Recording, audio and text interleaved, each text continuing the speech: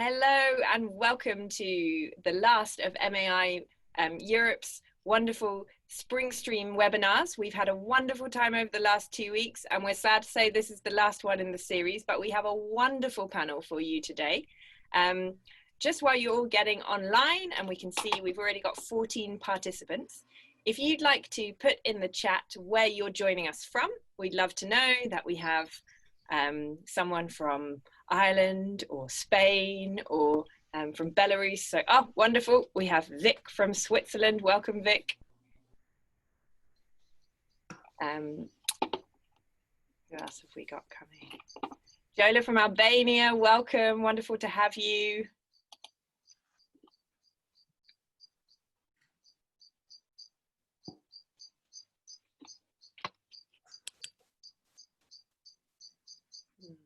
Okay. Graham, hi from the UK. Angelica from Italy. Isn't it wonderful to be a big European family at times like this, particularly?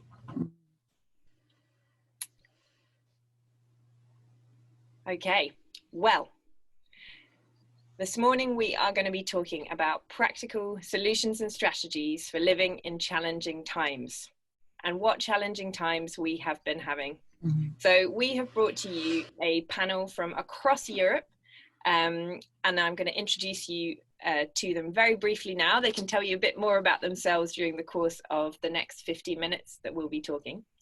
I'd like to start with Klaus Krogh from Denmark. He is the founder of 2K, Denmark AS, an award-winning design company based in Denmark, and he'll be telling us more about his business and his journey. We've got Carlo Carrenho, who is Spanish, living in Sweden, and his name is written in Brazilian Portuguese, so he is a truly international man. He is currently working at Word Audio Publishing in Sweden. He's also the founder of Publish News, and he'll be sharing with us this morning. Janet Wilson is the founder of Dernier Publishing.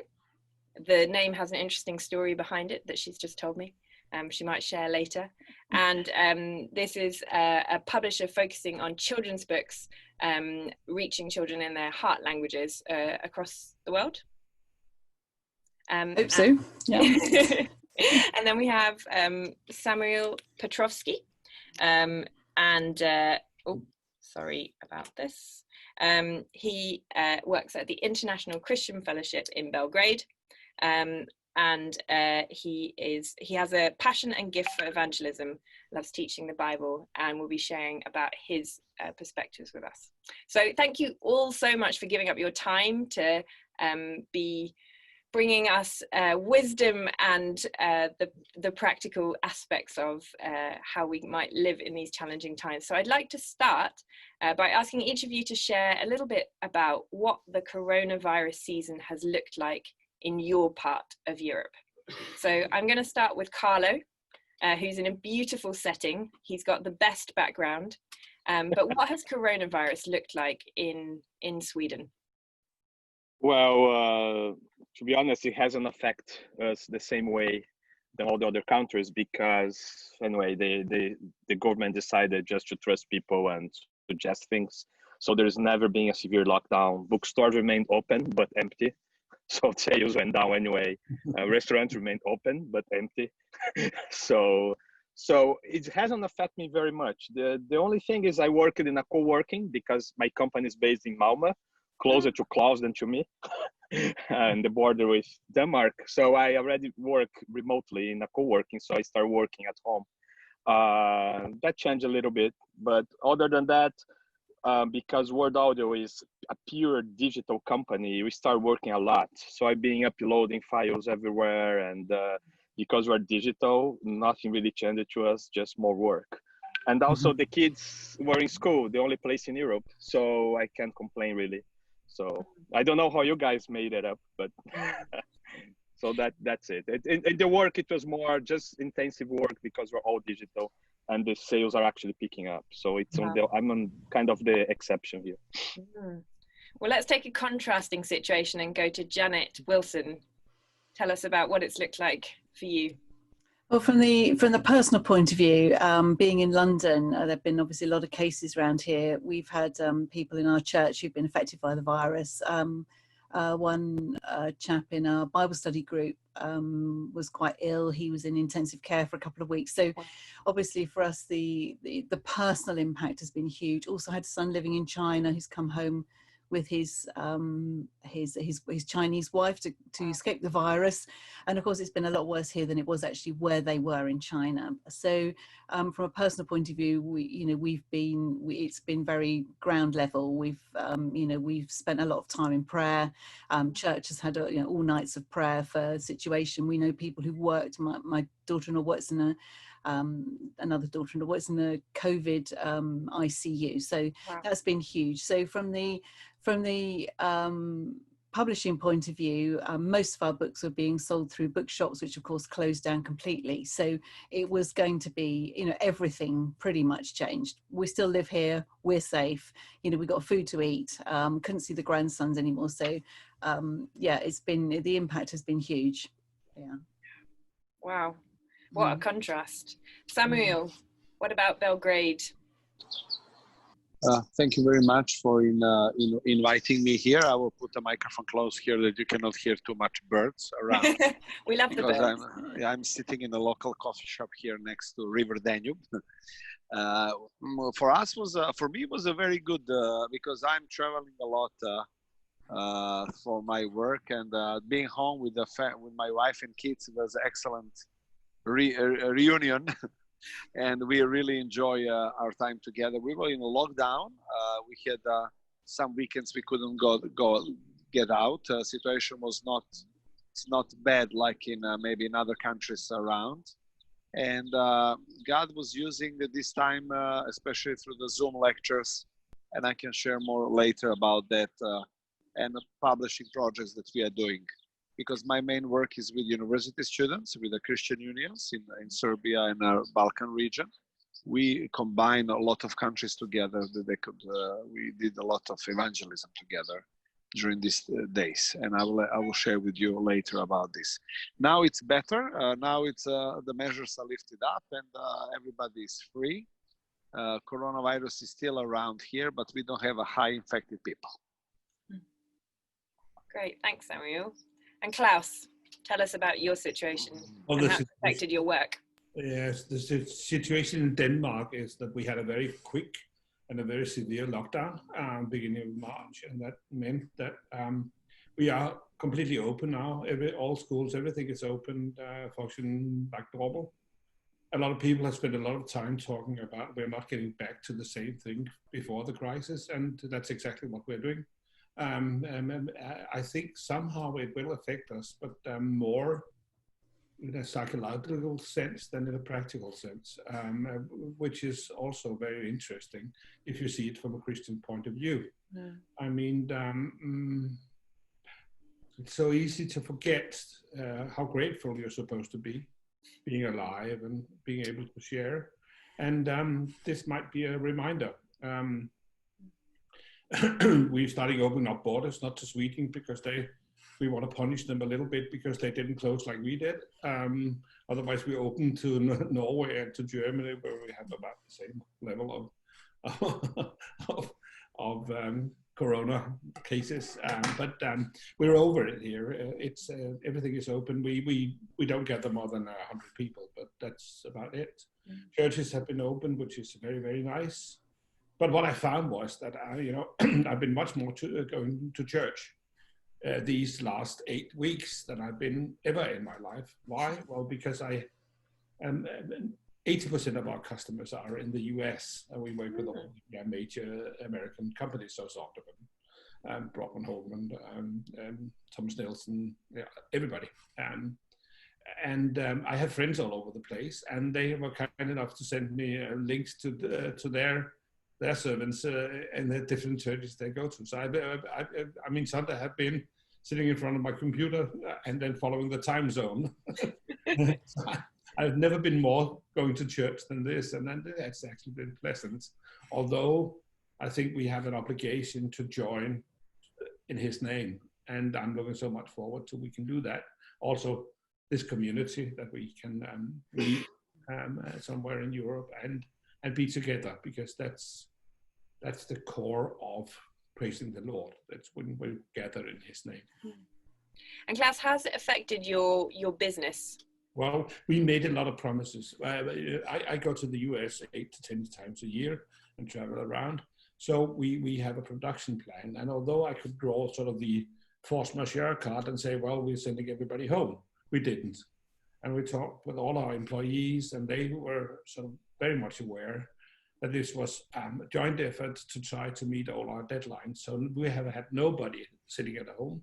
Everybody has been to work every day in the office, and we've taken care and moved the chairs and washed and all these things you're supposed to do. Nobody has been ill, and thank the Lord for that.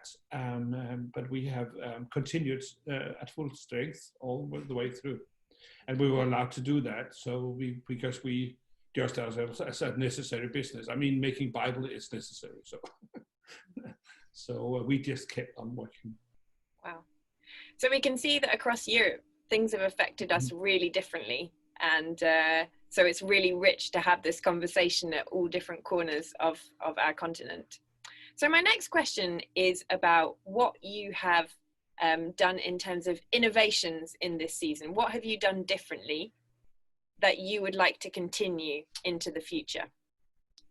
So I know that for me, I've been working at home 5 days a week, whereas I used to work at home 1 day a week. Now that's changed my perception of how much it might be possible to work at home. And in the future, I think my employer will be more open to the idea of working at home. Perhaps I could go up to 3 days a week at home. So that's just a small personal example of something practical that I've changed in this season that I would like to continue. I'd like to ask each of you to share something of specifically in your work. What have you changed? So let's start with Samuil. Thank you very much. For us, you know, we Balkan people loves people, and we are all the time in coffee shops. And for us, using like a Zoom technology, internet meeting was something new. And what I will like put in a practice that we will do more staff meetings, because I have 6-7 staff, and we will use internet for planning much more than before. That's one thing. And second thing, we had a lot of good. I had a lot of good speakers like John Lennox, Pablo Martinez, Michael Oates, few like European evangelists and apologetics that we exposed them on the internet to speak. And I was very suspicious about that, but every meeting we have almost 200 live people. Then we did a live stream on the Facebook, and then we upload the videos on a Facebook page, and some videos has about 10,000 views. And that was like a good strategy from our side, that we have a speaker, then we put the video on the YouTube and on the Facebook, and then we send to everybody on that evening electronic book as a gift. And like we announced, a lot of non-Christian students and non-Christian professors ask for the books, which means the new thing that I will try to do in our ministry is that when we translate and publish some book into our language, that I can get in touch with the author and invite him to speak online. Even this author cannot come physically, and physically is we love people to see physically, but we can not limit ourselves on that kind of like physical visit, but through the internet we can, because a lot of people here in Balkans loves to hear somebody who is author as well, that we have a book as a follow-up later if they are more interested. And few people became believers. I personally baptized 2 weeks ago. And we have 4 of them on the line. And one university professor became a Christian of mathematics in Belgrade University. For 2 months, I saw him 10 years ago. He's my brother's friend, but then 2 months he was following us every almost week on internet. And then he gave life to Jesus. Now he's reading Bible with his wife, which is very, for me, is very encouraging. Wow, that's great to hear, Samuil. Thank you for sharing that. It's interesting how distances change with this season, that some things seem further away, like Klaus can't travel to the US because it's actually, you know, not possible, but actually some distances become closer, and we can have speakers that we could never imagine could reach our audiences speaking to us in our homes. So thanks for sharing that. Janet, what about you? There's a couple of different things that we needed to think about straight away. One was going direct to market. So we put because we publish Christian children's books, we immediately put them all on 50% off as a gift, really, because we could see the children were struggling. The children were all off school. You know, it was also, you know, overwhelming for parents as well as for the kids. And you know, it's so important. I mean, books are great anyway, but to have a book in a child's head, that we publish novels, so they're fun stories for the kids to have fun stories to read with Christian themes and perspectives. We felt was really important. So across the board, we put them on 50%. And of course, that did mean that then it does mean that now books that we were going to produce, you know, we're putting them on hold. Well, not exactly hold, but we're sort of holding back on those. But that was really good to be able to do. And then from that, we've been able to build up a customer base a bit more direct. It's really sad to do that, but to be fair, the bookshops already, you know, there were so many Christian bookshops closed around the time of kind of January, February already in the UK. It's been a gradual decline, and that's obviously going to be continuing. And I'm really sorry to have to kind of do that, but it's really important that we do. So also gone to doing a bit of Facebook advertising. Which I think, you know, just learning bit by bit, and that is something which we are definitely going to be carrying on with in the future, because it does mean that we can meet a much wider audience that way, but we can target them very carefully.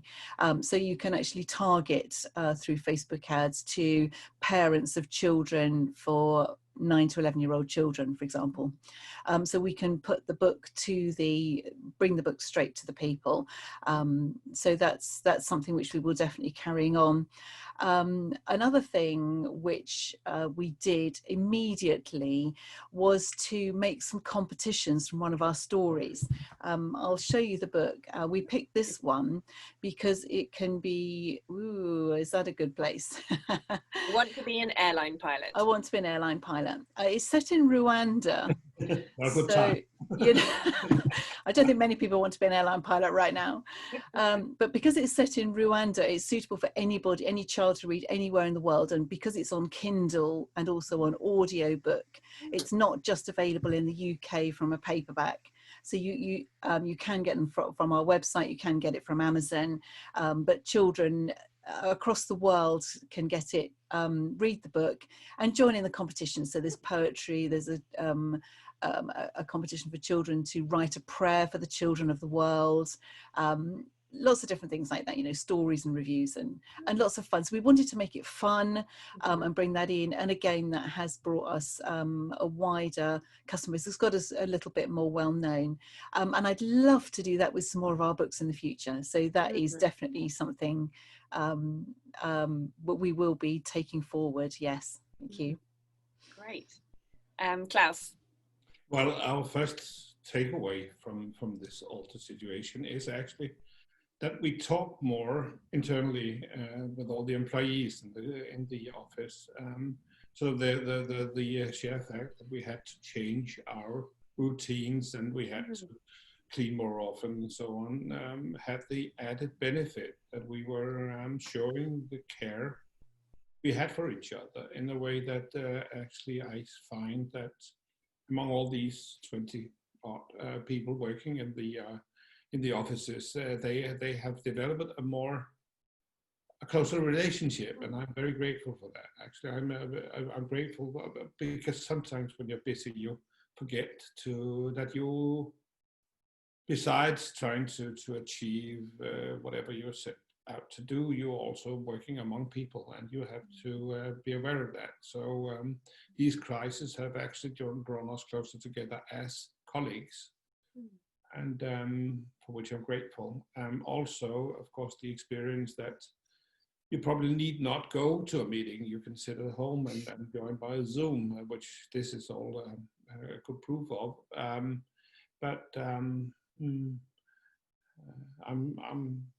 really struggling not to travel. That's because during the last 20-25 years, I've been traveling, as I say, at least once a month to the US and around Europe and other places.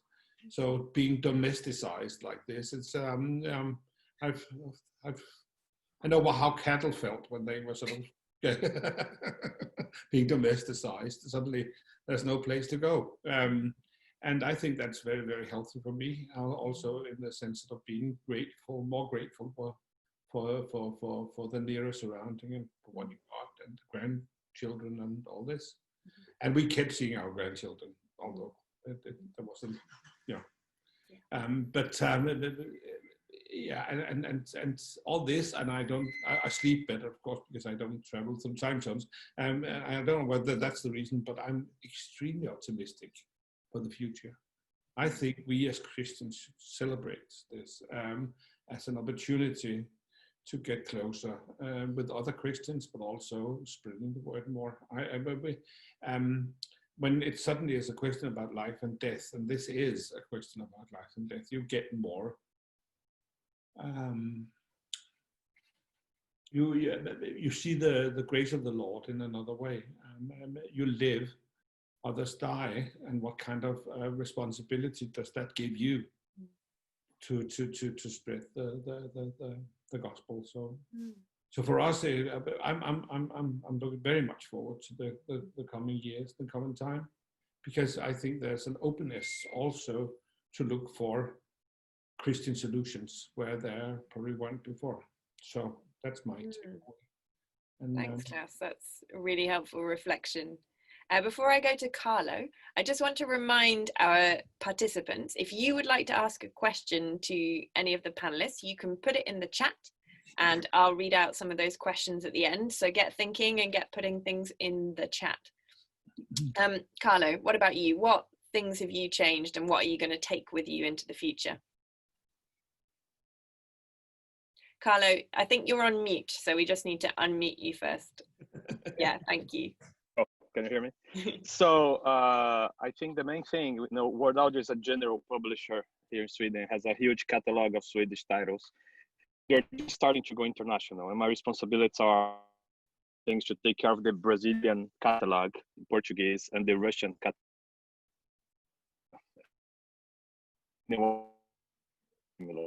But anyway, I travel a lot, just like Klaus, and then I couldn't travel. So what I did was I started looking into our backlist, basically.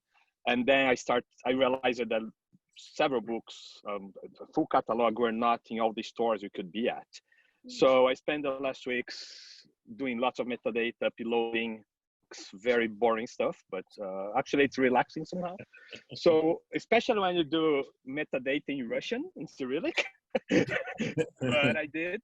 So now, for instance, our Russian books can be bought at Kobo in Australia, things like that. So I really went global, and that's something I think I want the company to keep paying attention, not just to acquire new books on the front list, but make sure the backlist is everywhere it could be. Talking about, I think that's one thing. First of all, I'm not in my home country, Brazil, at this moment. So I think I learned to really appreciate Scandinavia more, the way things are here. And of course, traveling less, just spending time with my kids, I think it's important. But to be honest, I'm resting travel. I'm a little bit desperate, and I don't think I will travel less in the future. So I'm just waiting Klaus to open his border so I can at least go to Europe and not just But we'll keep you. So but basically, I think one thing I'll keep is the company is everywhere. I think that's the one thing that because I had the time to stop and doing this. Yesterday I uploaded 282 Swedish titles in an Italian platform. That took a whole day, if I was traveling, doing all these crazy things, it wouldn't be possible. So it was good to see the importance of that. Great, thanks, Carlo. So many things in there, from things that we're changing in our marketing, the idea of going more global, of how traveling less actually affects us personally, enables us to spend time with family, but also actually maybe makes us feel a bit hemmed in. And Klaus had his image of being like cattle stuck in a domesticated situation. So it's affecting us in different ways. I'd like to zoom out a bit and think about Christian publishing as a whole, and think in 2 years' time, when we look back at this coronavirus season, what do you think will have changed in Christian publishing? So some of the things you've seen personally in your work, but on that broader scale, what do you think is going to be different in the Christian publishing scene? Maybe I'll start with Janet this time. Well, if only we could know, really. We're all guessing. That's We're all guessing. We are all totally guessing. Yeah. One thing I think that so many people have learned, and certainly I have over these last few months, is how important to us relationships are. And I think there is going to be more and more of a synergy between people. One wonderful blessing from this has been that one of the sales team from one of the other publishers who was on furlough is helping us with our social media. Now, how fantastic is that? You know, and I think this whole being able to work together, just being able to share like this, I mean, isn't this great? And the fact that we can share ideas and swap things and wisdom and just let it out sometimes. So, you know, I think that is we really need to hold on to that and take that forward with us. I can see that being really important. And the other thing I think is, you know, talking about relationships again, is building up families, because families have spent such a lot of time together. And I think a lot of people have recognized how important it is for the children, you know, to be reading with the children. It's been lovely here to see whole families going by on bikes and seeing them like walking together in the parks instead of like in separate groups and on their own. It seems to me that we need to sort of move on that to help people with their family relationships. So from our point of view, because it's Christian children's books, to try and help them you know, give discussion questions and the competitions so that they can really engage with the books and build up faith together. I think that is something which I think will move forward, because I think parents have seen how important it is. You know, they can't just send their children to Sunday school and assume that they're going to learn all the Bible stories and get what they need out of it. Now, this is real life.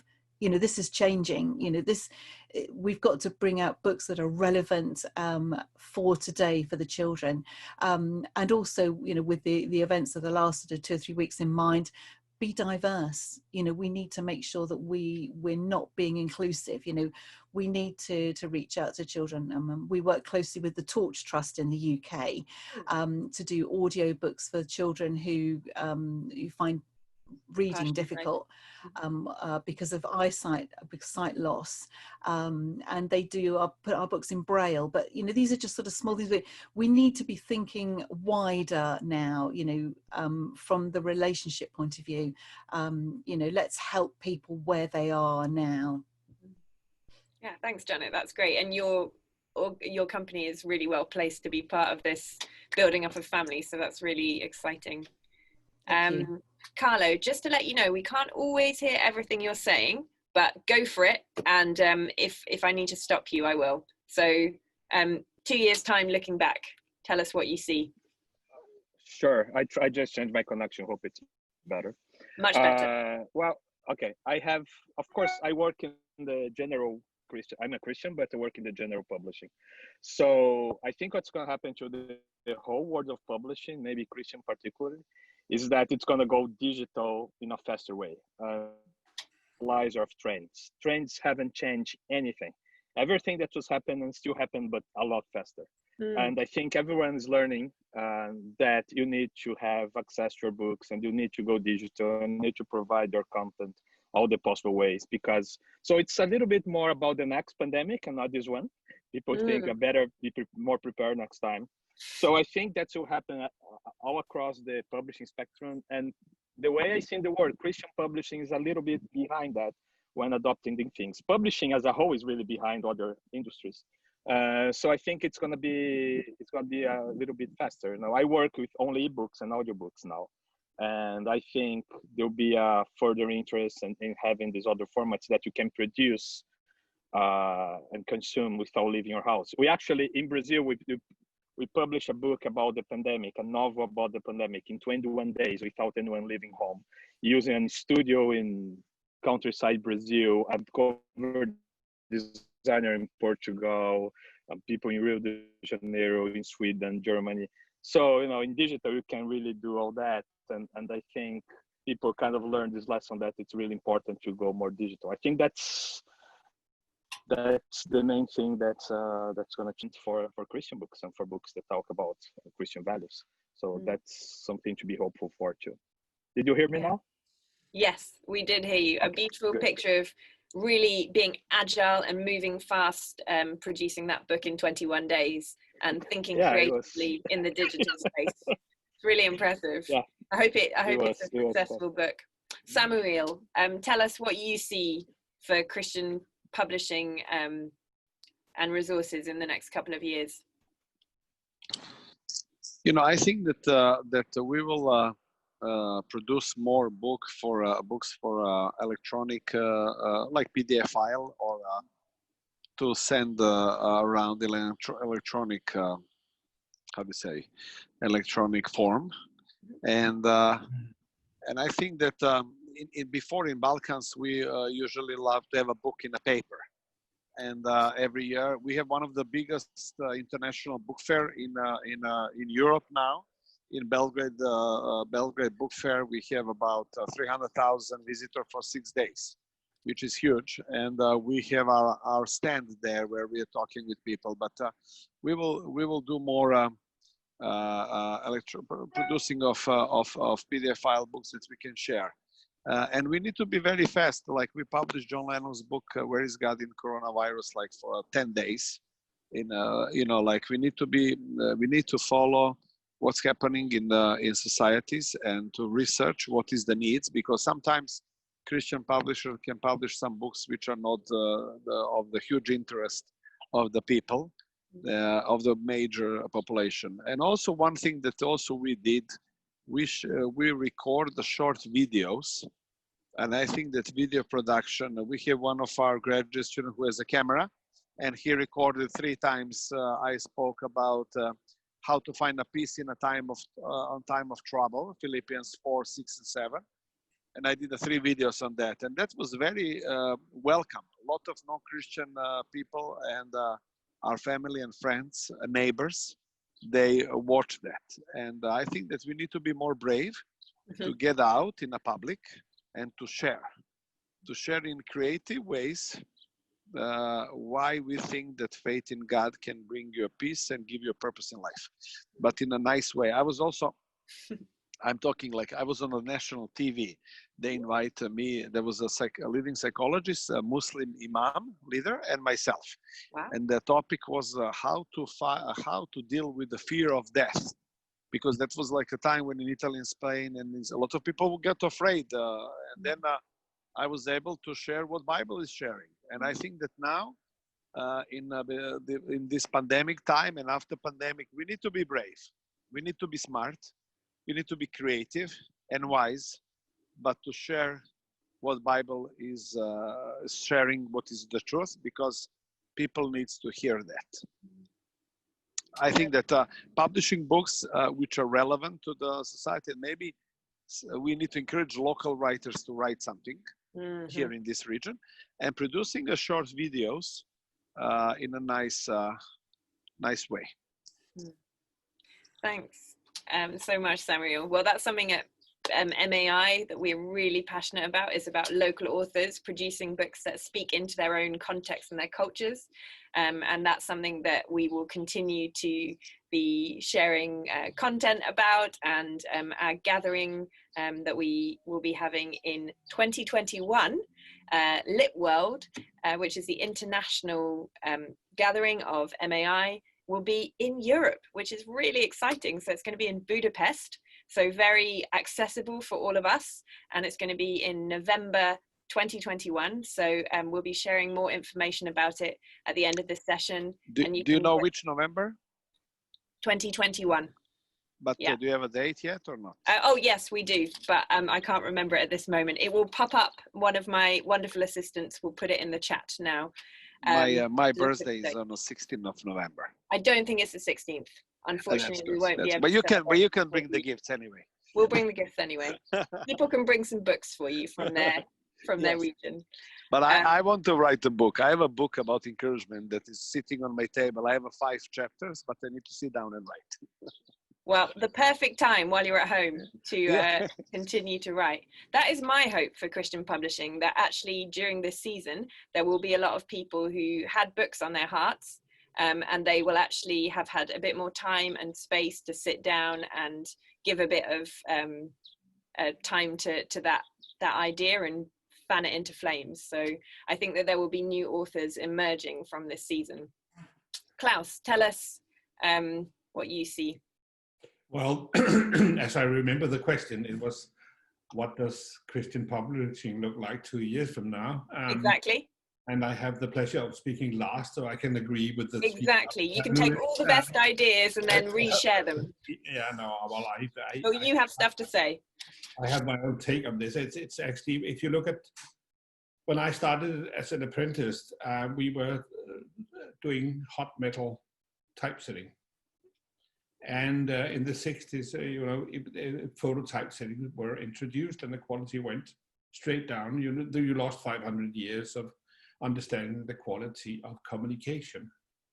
Now we picked it up, but it took 30 years. It was middle of the 90s where we had the same kind of quality that we produced in the 60s. That only left us 10 years when the digital publication came around, and it's just as bad. The same thing happened. I mean, digital publishing is here to stay, no question. We've been making apps, the best rated, highest grossing app in the US, like Application Study Bible we've made.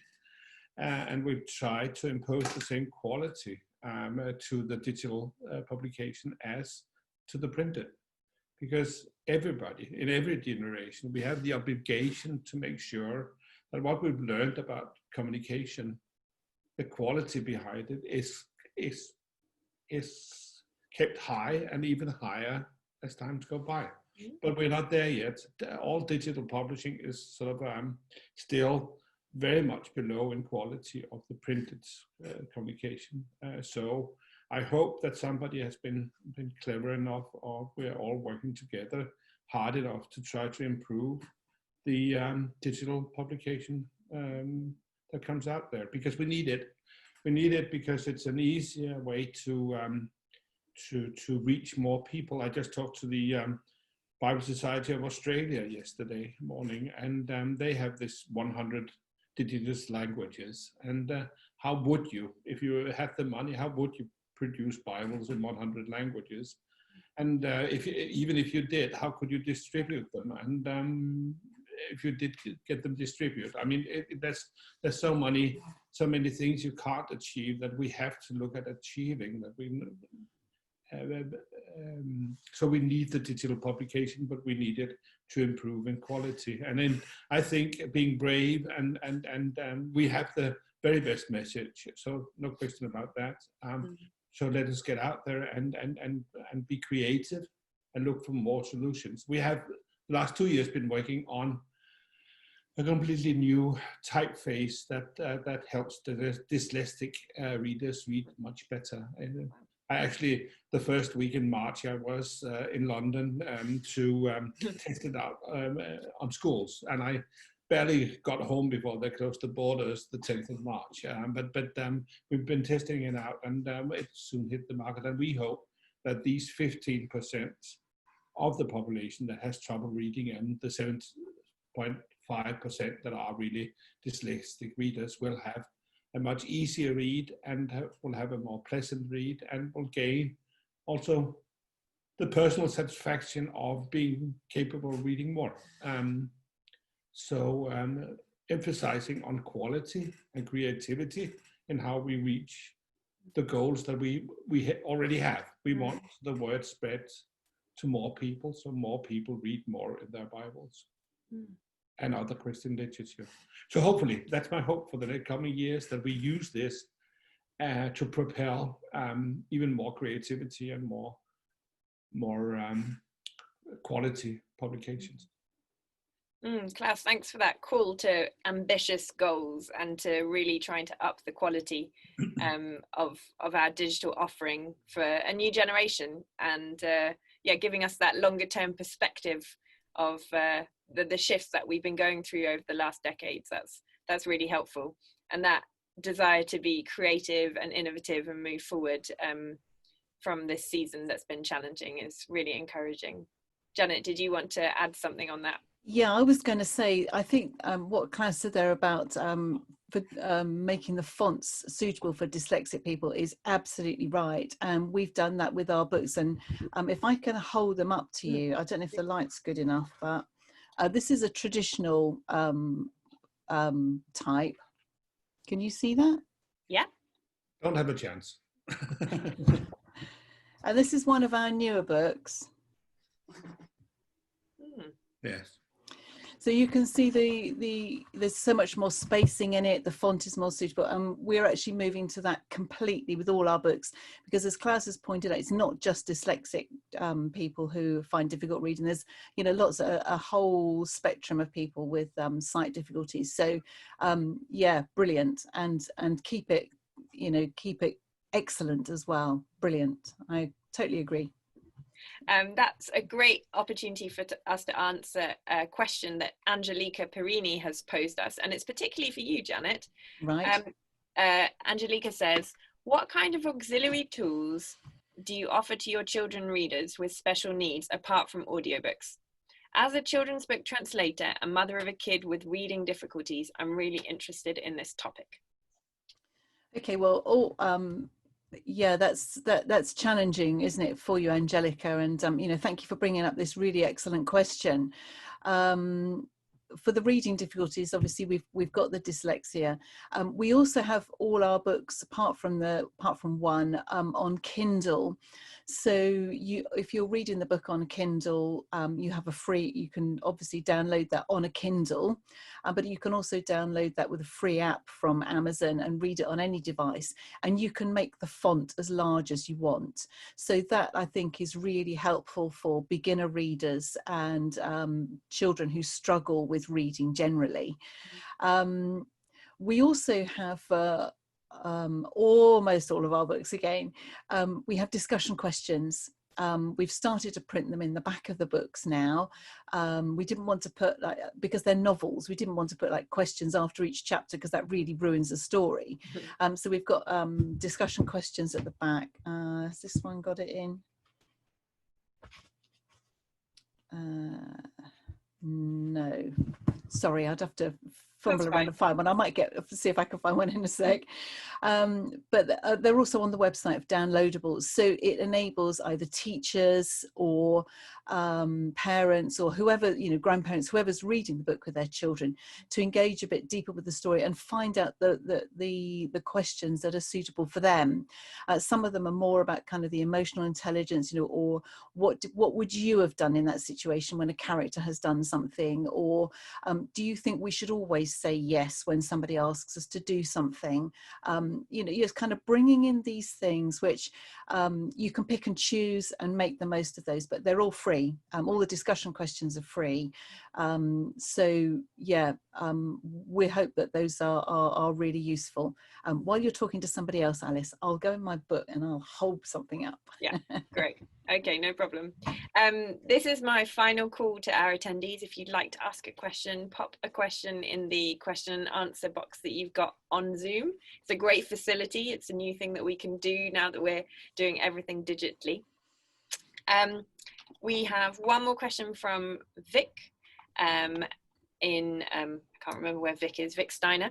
And they ask, do you have any recommendations of simplified English stories, particularly for children? Because Vic has been doing reading of English stories in a local school, and they mustn't be explicitly Christian, but with Christian themes. So Klaus might have some examples, Janet, others like who work with Christian children's titles.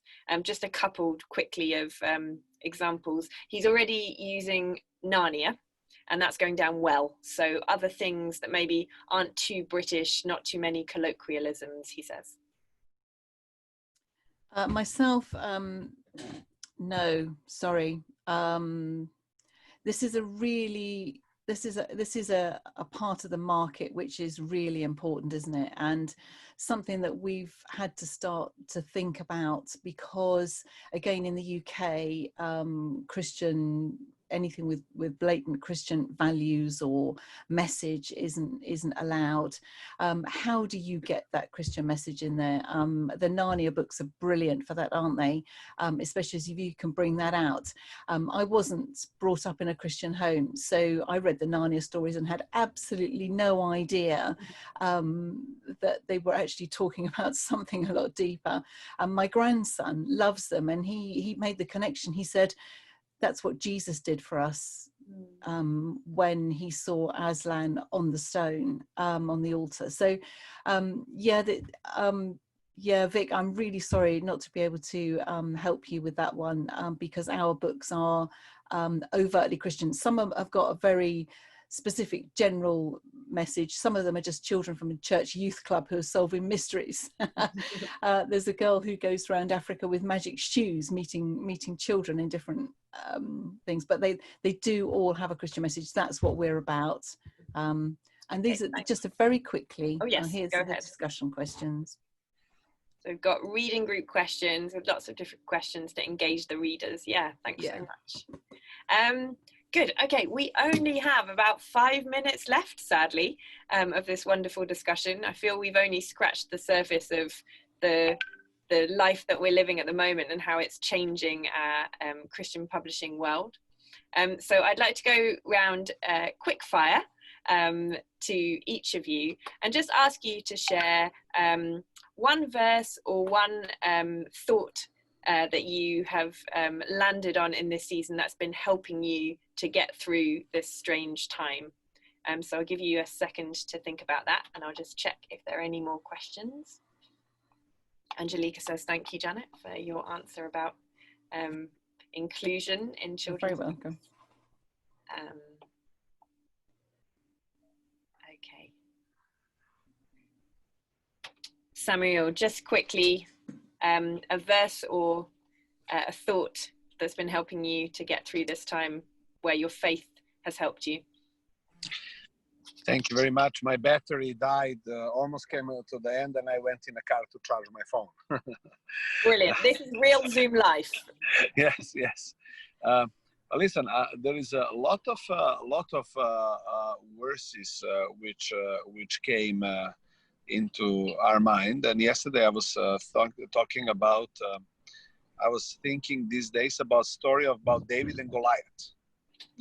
About David and Goliath, and somehow this COVID-19 is like one big Goliath into our lives and ministries and everything. And sometimes I feel that I put too much emphasis on how this epidemic can destroy many things, etc. And that I put thinking too much about unpredicted future can bring disturbance into my life, and then I can have a less opportunity to trust God. And King David was he have only like 5 stones, and how do you call that in English? Because my English is thing, and he stepped in a faith, and he was trusting God. And I think that in these times we need to trust God and trust God and not be afraid. To be a brave like David, to step out, and what we have to fight with that. You know, and the worst. This is like a all chapter for Samuel 17, but the verse from Philippians 4, 6, and 7. Do not be anxious about anything, but with the prayers, petitions, thanksgiving, approach to God, and the peace of Christ will protect your thoughts and the hearts in Jesus Christ. And I think that trust God. And I just want to encourage all of you. It's a lot of questions in our minds. We need to think, we need to make a strategy, but we need to be simple as David and as children of Jesus said, the kingdom of God belongs to children. We need to trust and believe that God has a plan for us and for all this situation. Like David saw the opportunity, vision, terrible situation, big Goliath, and then he stood up and said, in the name of God, I'm going in front of you. Now is the time that we be a people of hope. And church and all of us, whatever we are doing, we need to be ambassadors of hope for the people around ourselves. Yeah, great. Thanks. Klaus is clapping. Carlo, if you Klaus, brother. share briefly something with us that's been encouraging you. Oh, you're still on mute, so we need you to come off mute quickly. Yeah, go for it. The way I see it, and I've been following the situation in my home country a lot because my parents are there stuck in an apartment in São Paulo, and the government has been able to be the worst one in the world right now. And there is lots of fear, basically. So suddenly people in Brazil are reminded that you're gonna die. You know, something that we all know, but I think the corona has reminded us about mortality. And then the level of fear in Brazil, for instance, because it's amazing, people are really in a little of a hysteria there. So my faith for me helps me to not to get into this fear mode and to deal well and in another perspective with my own mortality. And okay, yes, we're gonna die, but have another context and another broader story involved. So that's peace of mind. And I see that other people are really, people that are very rational are really going nuts, especially in my home country. I can see that. So faith for me is a way to be more centered and have more peace. Thank you. Yes. Klaus. Yes, you always want what you cannot get. So I've been thinking a lot about when you gather in my name. So that as a part of the Holy Communion. So what does it mean when you gather in my name? Well, it means that all of you listening and in the panel and so on, we are gathering in his name now. I've learned sort of to cherish more and more the bits and pieces I can put together when I can't go to church and when it's not institutionalized, but it's something happening in my life. And it strikes me as so valuable and so almost sacred to be in a gathering in his name, just like we're doing right now. So for me, that's something that I've learned, not being that busy doing all the other things life is made up about. Thank you very much for gathering in his name. Yeah, it's been a pleasure, hasn't it? Janet, tell us. There's one little verse from Psalm 117 which keeps coming back to me, especially having known people who've been so sick with the virus. I will not die but live and will proclaim what the Lord has done. All the time that we have life here, we have a job to do. We're here to praise God. We're here to be his children, to love him, and also to love each other. And we need to reach out with the good news. You know, that's what we're all about, isn't it? We're about proclaiming the good news. We're about sharing the good news in relevant, excellent ways that will touch people's hearts. And you know, I say that to myself a lot. I will not die, but I live. And while I live, I will proclaim what the Lord has done. And Samuil has talked about being bold. I think we need to be bold. Thanks, Janet. Oh, what a pleasure to spend this short hour with all of you across Europe and to meet you for the first time. Imagine if Corona hadn't have happened, we probably wouldn't have been able to spend this time together. So thank you for giving your time, your wisdom, your reflections. It's been wonderful. Absolute pleasure. Thank you. I'm sure that our attendees are clapping in the background. If people want to know more about your work, could you just briefly share maybe your web address with us? I'll just go around and you can tell us how people can find out about your work. And we'll also make sure that when we share the video afterwards, that we put the details so that people can connect with you if it's interesting to them. So Klaus, where can we find you? Well, 2K Denmark is the name of the company. You might write my name as well. There's a lot of videos out there because all these American companies tend to want the giraffe, show the giraffe, in this case me, talking about our work. So you can find it there. But 2K Denmark, and we'll take you to our website, and you'll see a lot of the stuff we're doing. We are winning prizes all the time. We just won the Best Bible in the US Awesome. 2019. Congratulations. Thank you very much. But yeah, well, praise the Lord. I mean, praise the Lord that followed his call. Deo solo gloria. I mean, yeah, that's wonderful. We're just wanting to achieve the very best every time we work. So, and you can find our work at 2kdenmark.com. Okay, great. Janet, quickly, how can we find you? Dernierpublishing.com. So that's Dernier as in French last, .com. That's for children's books. And I also teach a resource. I teach creative writing for people who want to write chapter books for young people from a Christian perspective. And that's writeforareason.com with little hyphens between the right for a reason. I've popped it in the chat. So I hope you can find it there. Great. Yeah, if you can all pop it in the chat, that's helpful. Carlo, I know you work in the broad sector, but we'd love to know how we can find you. The best way is just to look for me at LinkedIn or Facebook, Carlo Carrenho, and then you'll find lots of articles I write. I also write large articles in English for magazines like Publishers Weekly and other places. So if you find me on LinkedIn or Facebook, if you're in Russia, you'll get all the content there, and it's all linked there. Fantastic. Thank you. And Samuil? Yeah, I send my personal email, samuil@eus.rs. Also, you can go on the Facebook page of our ministry called EUS Serbia, EUS Serbia. My profile is 5,000 people already. I don't know. You can follow me, but I need to delete some people to add you. But you can go also. EUS Belgrade is our YouTube channel where all of these English are lectures are in English. And but the best is phone number, which I sent on a panel there, and email. Come to Belgrade.